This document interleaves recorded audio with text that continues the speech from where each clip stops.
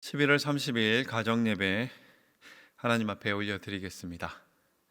다 함께 사도신경으로 우리의 신앙을 고백하겠습니다. 나는 전능하신 아버지 하나님, 천지의 창조주를 믿습니다. 나는 그의 유일하신 아들 우리 주 예수 그리스도를 믿습니다. 그는 성령으로 잉태되어 동정녀 마리아에게서 나시고 본디오 빌라도에게 고난을 받아 십자가에 못 박혀 죽으시고 장사된 지 사흘 만에 죽은 자 가운데서 다시 살아나셨으며 하늘에 오르시어 전능하신 아버지 하나님 우편에 앉아 계시다가 거기로부터 살아있는 자와 죽은 자를 심판하러 오십니다. 나는 성령을 믿으며 거룩한 공교회와 성도의 교제와 죄를 용서받는 것과 몸의 부활과 영생을 믿습니다. 아멘.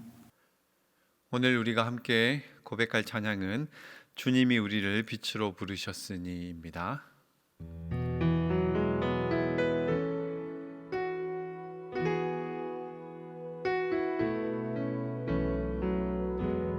주님이 우리를 빛으로 부르셨으니 부르심 따라서 나 살기 원해. 거룩한 나라요, 주께서 택한 백성이니 주를 의지하여 담대함으로 주님이 우리를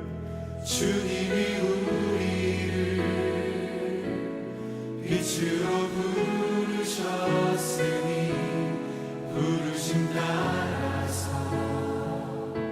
나 살기 원해. 거룩한 나라요, 주께서 택한 백성이니 주를 의지하여 담대함으로 주님의 빛 비추게 하소서. 어두운 세상 가운데 거룩함으로 주님의 빛 비추게 하소서. 예수의 이름으로 일어서도록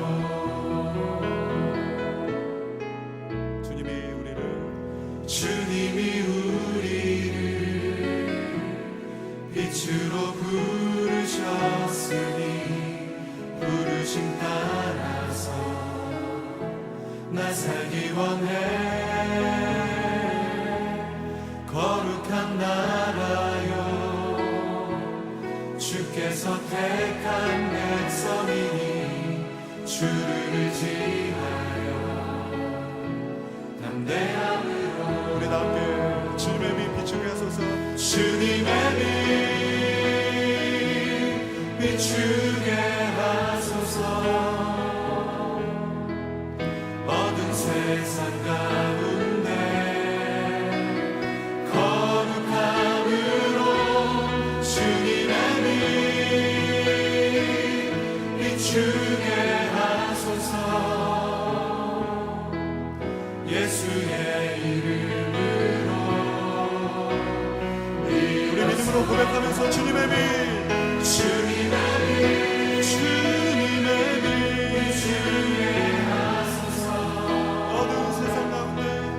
어두운 세상 가운데 거룩함으로 주님의 빛 비추게 하소서. 예수의 이름으로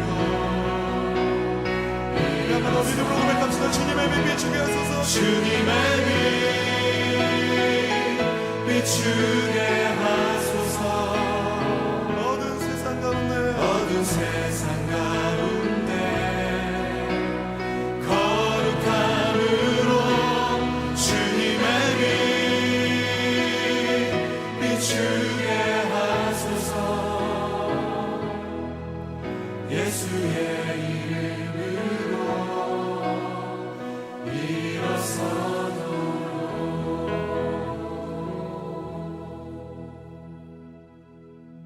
하나님께서 오늘 우리에게 주신 말씀은 사사기 14장 1절 말씀입니다.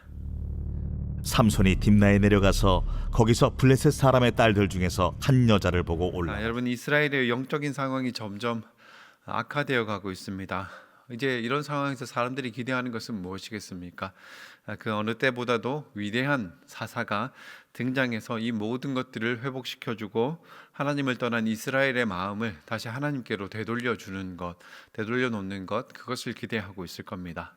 근데 마침 13장에서 천사가 나타나서 한 아이가 태어날 것에 대해서 예고를 해줬습니다. 얼마나 기대가 되고 또 마음에 또 소망을 가지게 되는 그런 상황입니까? 그런데 우리가 만나는 이 삼손이라고 하는 이 인물, 천사가 수태고지까지 해주면서 태어난 이 인물, 이 삼손이라고 하는 사람은 사사 중에서 그 어떤 인물보다도 흠이 많고 또 문제가 많은 사람이 아닌가라는 그런 평가를 해보게 됩니다. 아무래도 오늘날의 어떤 심리 분석을 해본다면 삼손은 대단히 폭력적이고 또 충동적이고 성 중독이 있는 것처럼 보이고 정서적으로도 미성숙하고 이기적인 남자다, 그런 평가를 받을 만한 그런 성격을 소유한 사람이라고 할 수 있겠습니다.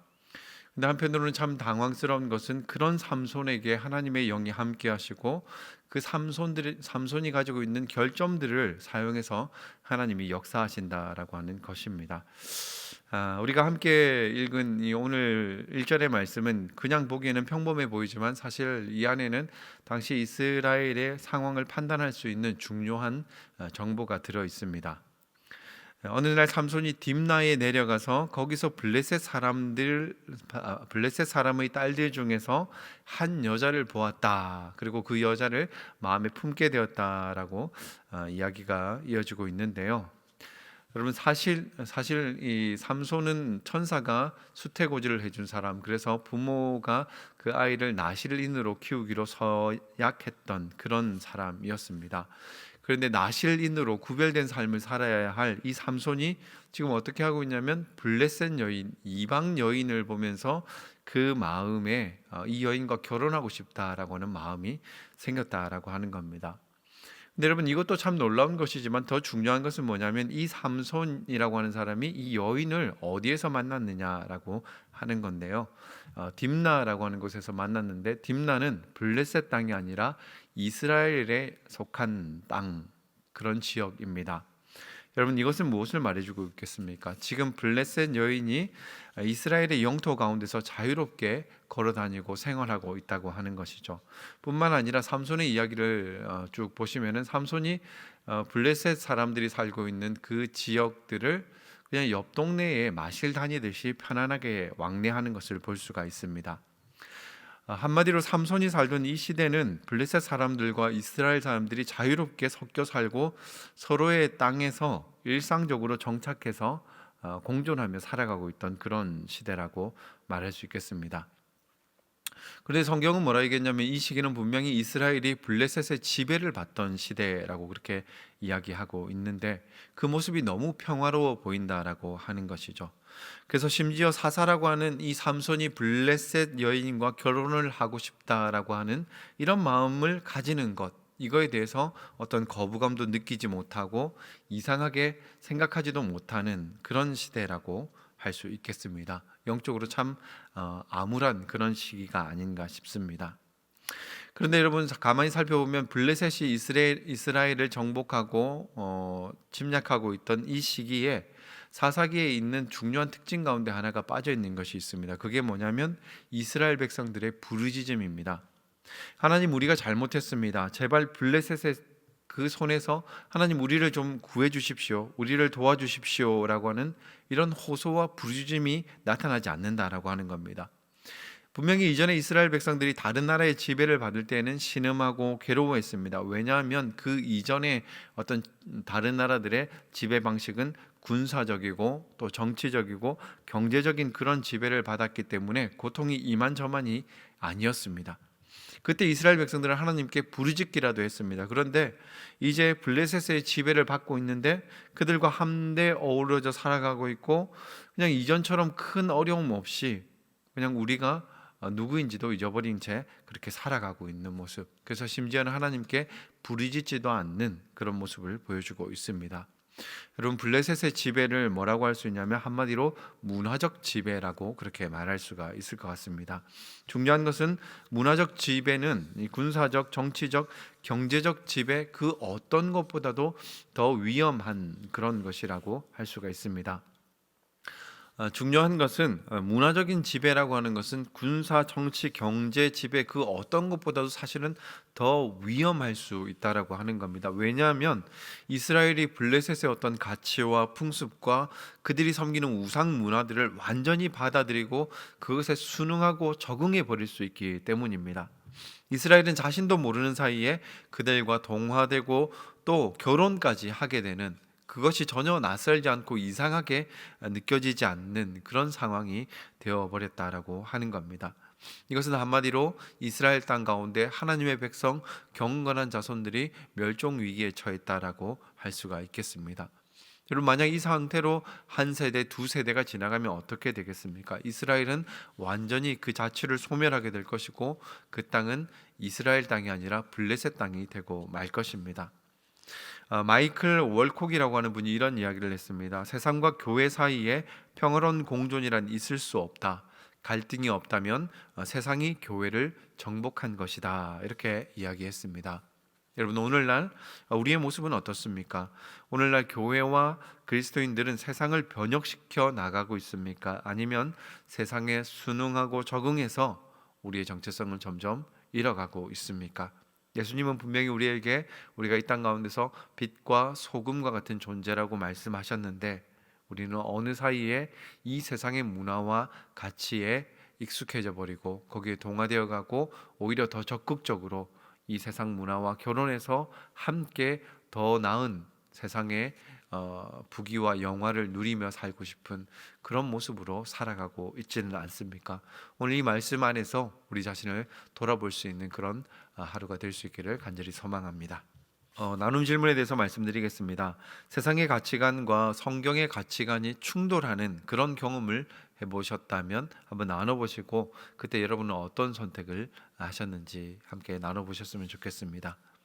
그리고 믿음의 가정, 두 번째는 믿음의 가정으로서 여러분 가정에 세상과 구별되는 특별한 어떤 문화가 있다면 그것이 무엇인지 한번 발견해 보시고 또 나눠 보셨으면 좋겠습니다. 감사합니다.